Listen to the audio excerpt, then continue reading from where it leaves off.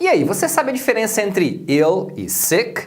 Afinal de contas, qual você deve usar para falar doente em inglês? Nesse vídeo eu vou te ensinar direitinho quando utilizar ill ou sick para falar doente e várias outras expressões e usos dessas duas palavras. Vamos lá então? So, let's get started. Olha só, se você precisa ou quer aprender inglês de uma vez por todas, em breve a gente vai abrir as inscrições para o curso do Manual do Inglês. Esse é o nosso curso online, passo a passo, começa do zero, vai até alguns assuntos avançados. Se você ficou interessado, quer saber mais detalhes sobre o nosso curso online, entra aí no grupo VIP do WhatsApp, tem um link aí na descrição do vídeo. É só entrar no grupo e aguardar que em breve a gente passa mais detalhes sobre o curso por lá. Ah, e quem tiver nesse grupo vai ter acesso a um link especial com desconto, hein? Então não vai perder essa oportunidade. Muita gente tem dúvidas na hora de falar doente em inglês, porque existem duas palavras que você vai ver com frequência. São as palavras ill e sick. Bom, de forma geral, quando você quer falar que alguém está doente, parece doente, ficou doente, você pode usar as duas palavras. Então eu poderia dizer he is very ill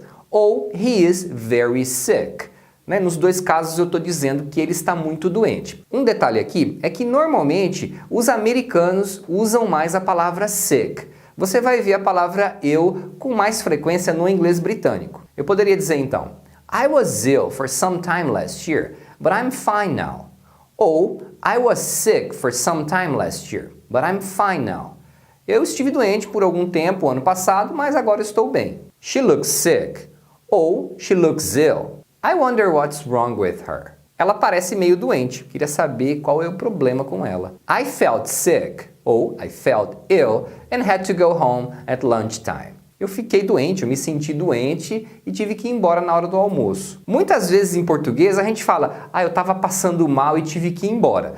Esse eu estava passando mal, geralmente você vai ouvir em inglês como I felt sick ou I felt ill. Então só para você entender que a tradução aí é da ideia, não é da palavra em si. Então é sempre bom prestar atenção no tipo de situação que a gente usa essas palavras. Para não ficar fazendo umas traduções meio estranhas, né? Agora, existem algumas situações que você deve usar sick e não ill e vice-versa. Muitas delas são frases fixas, então as pessoas estão acostumadas a usar dessa forma, então usa da mesma forma.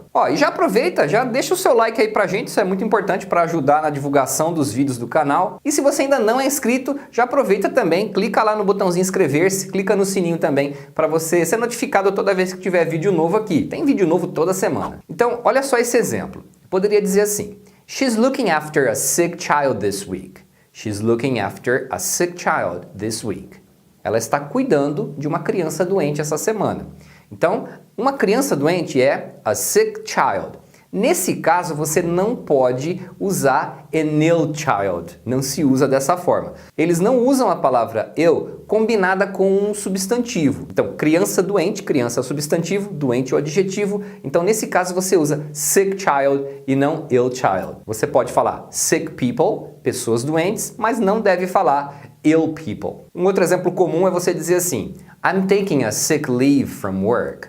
I'm taking a sick leave from work. Eu estou tirando uma licença saúde do trabalho. Então, sick leave é a licença saúde. É uma licença porque você está doente. Nesse caso, você não usa a palavra ill leave. Não existe essa combinação. É sempre sick leave. My father has been off sick for a long time. My father has been off sick for a long time. Meu pai está afastado do trabalho por doença há muito tempo. Então aqui também, to be off sick significa que você está afastado do trabalho por causa de alguma doença, por você estar doente. Então aqui também é uma expressão fixa, é sempre to be off sick. Não use ill nessa expressão. Ou ainda eu estou aqui na empresa e recebo uma ligação, aí eu vou comentar com você, Jane called out sick. Jane called out sick.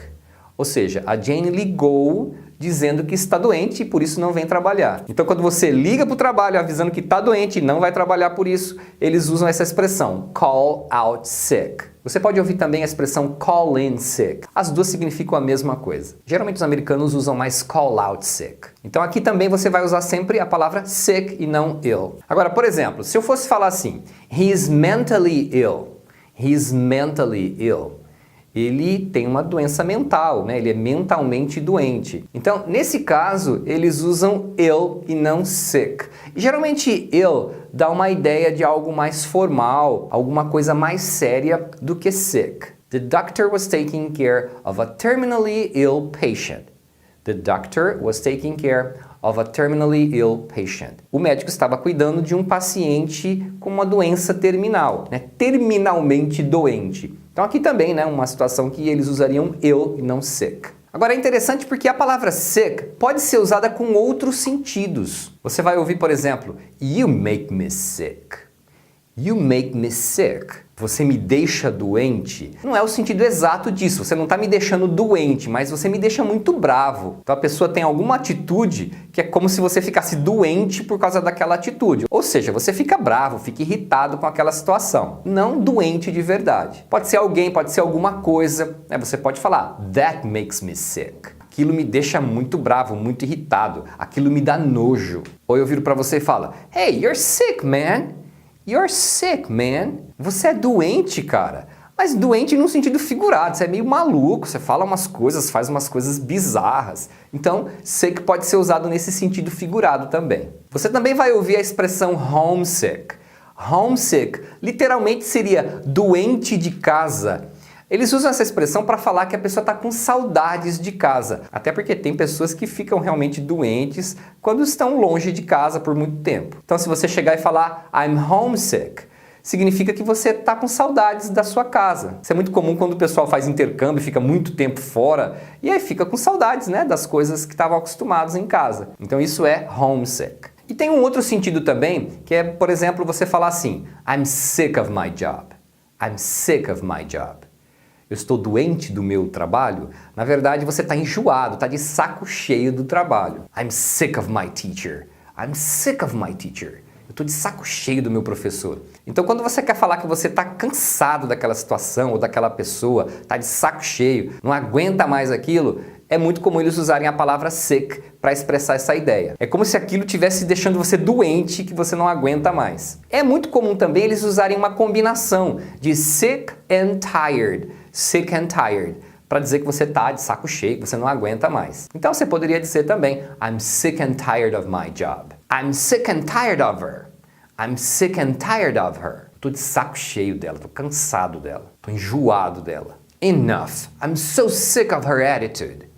Enough, I'm so sick of her attitude. Chega, eu tô cansado, tô de saco cheio da atitude dela. Então nesse sentido você pode usar tanto a palavra sick, você pode usar somente a palavra tired, né, que é cansado literalmente, e você pode usar as duas, que é muito comum, sick and tired. Vamos praticar? Coloca aí nos comentários alguma coisa que você está sick and tired, que você está enjoado, está cansado, não aguenta mais, não suporta mais. Assim você pratica um pouquinho. I'm sick and tired of... Completa aí, deixa aí nos comentários. And that's it for now. Thanks for watching, guys, and I'll see you next time.